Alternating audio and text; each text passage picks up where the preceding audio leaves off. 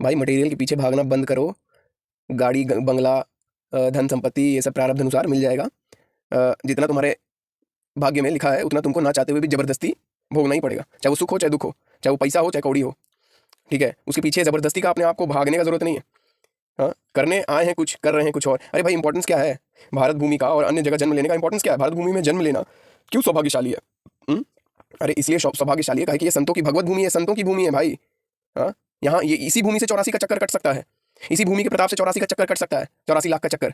और कहीं आपको भगवत नाम और भगवान का नाम और संकीर्तन और ये सब सुनने को नहीं मिलेगा, कहीं आपको संत नहीं मिलेंगे। हाँ, कहीं और बात भी होगा, भारत देश छोड़ के कहीं और कहीं कुछ बात भी होगा आध्यात्मिक, तो बस वही स्वर्ग और नरक, इससे ज़्यादा वो लोग जा नहीं सकते कभी। हम किसी को अंडर एस्टिमेट नहीं कर रहे हैं, लेकिन जो सत्य है वो सत्य है भाई, सत्य को कौन झुठला सकता है?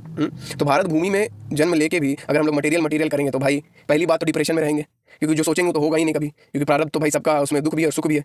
तुम कितनों प्रयास कर लो भाई दुख को हटा नहीं सकते, कितनों प्रयास कर लो, सुख सुख सब भोगना चाहता है, दुख कोई लाना नहीं चाहता भाई। लेकिन बलात् जैसे दुख भोगना पड़ता है ना चाहते हुए भी, वैसे ही बलात् जबरदस्ती सुख भी भोगना पड़ता है। लेकिन आदमी को पता नहीं चलता, क्योंकि सुख का समय तो बड़ा, क्या बोले, बड़ा लॉलीपॉप वाला समय रहता है। तो भारत भूमि में भी जन्म लेके भाई अगर हम लोग भजन ना करें, भगवान का भजन ना करें और मटेरियल करते रहे, देखो यार मटेरियल करो जितना करना करो, लेकिन भजन करना शुरू कर दो, ये मटेरियल करना छूट जाएगा। अगर जबरदस्ती छोड़ना चाहोगे तो छूटेगा नहीं भाई, क्योंकि रस बल छूटे जो विषय रस, जब तुमको किसी दिव्य रस का अनुभव होगा, भगवान के रस का, भागवतिक रस का अनुभव जब तक नहीं होगा तब तक ये छूटने वाला नहीं है। और ये छूटेगा कैसे भाई? संत गुरुदेव की महिमा शॉर्टकट, एक मणि रूपी दिव्य चीज़ जो संत हमें दे के जाते हैं और देते रहते हैं हमेशा, वो है भगवत नाम। भाई भगवत नाम का संकीर्तन करो, भगवत नाम का उच्चारण करो, लेकिन नहीं करेंगे भाई। मुश्किल है, मानते हैं भाई कि मुश्किल है, ऐसा नहीं है कि बैठ के नाम जप करना इतना आसान है या बैठ के संकीर्तन करना आसान है। भगवत भक्ति सबसे कठिन चीज़ है भाई। कबीरदास बोल चुके हैं, जो घर फूके अपना सो चले हमारे साथ, भक्ति करे कोई सूरमा जाति बरन कुल खोए। तो ये सब चीज़ें संत महापुरुष कह के गए, क्योंकि यार भक्ति है मुश्किल चीज़, लेकिन भाई मुश्किल है तो इसका मतलब ये थोड़ी कि जीवन गंवा दें। हाँ, जीवन गंवा देंगे फिर दोबारा मनुष्य शरीर मिलेगा नहीं, मनुष्य शरीर मिलेगा नहीं, फिर अन्य भोग योनि में भटकते रहेंगे। कब तक भटकेंगे भाई?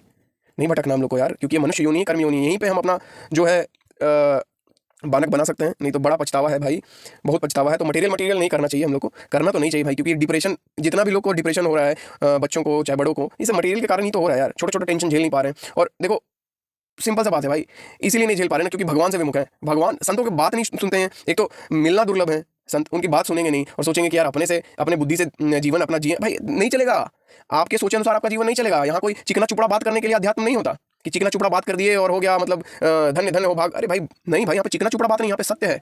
सनातन भारतीय अध्यात्म जो अपना श्रीमद् भगवत गीता, रामचरितमानस, जितने भी जो ग्रंथ हैं हमारे, ये भाई ये कोई ऐसे ही लिखा हुआ किताब नहीं है, भगवत वाणी है ये सब। इसको नहीं मानोगे यार, जीवन बीत जाता है यार, पढ़ते नहीं हम लोग, तो ये सब चीज़ नहीं चलेगा भाई। जब तक अगर हम लोग भगवत भजन नहीं करते, गुरु के सानिध्य में नहीं जाते, तब तक तो भाई प्रॉब्लम रहेगा ही।